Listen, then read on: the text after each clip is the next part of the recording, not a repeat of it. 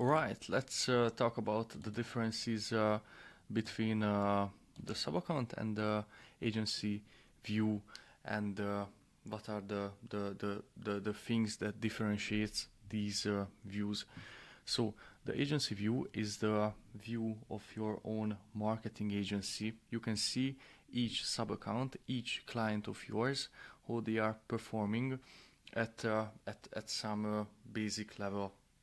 And if you want to get more detailed analytics of them, which I'm going to show you in a second, you have to uh, check, for example, how your roofer client doing at the moment, and you should make your own account. And the reason is that because you are also a small business, and you can have really great automations with email marketing or SMS marketing to your outreach system or sales pipeline, and you can use GoHighLevel too for your own business. So uh, here is my agency view, and as you can see, here are some sub accounts that I can choose from.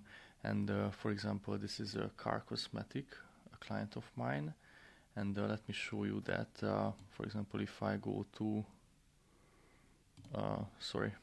if I go here, then if I go to sites, and if I go to websites, no, analytic, and I can see the website analytic for his website at the moment.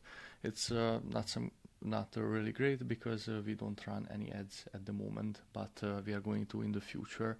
So yeah, this is the difference between agency view and sub accounts. Agency view is your whole agency account, and each sub account is your each client that you can manage.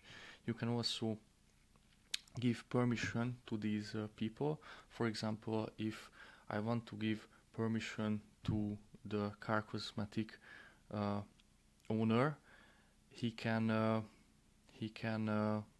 choose to do some automation in his sub account, but he can't access other sub accounts. Neither do my agency view, so I can limit what percentage people have, what tasks can they manage if I invite somebody, for example, to a sub account. Or either I can also invite someone to my GoHighLevel agency. If you have, for example, a teammate, then he can also manage tasks. He can be an admin, he can be an administrator, and it's really up to you.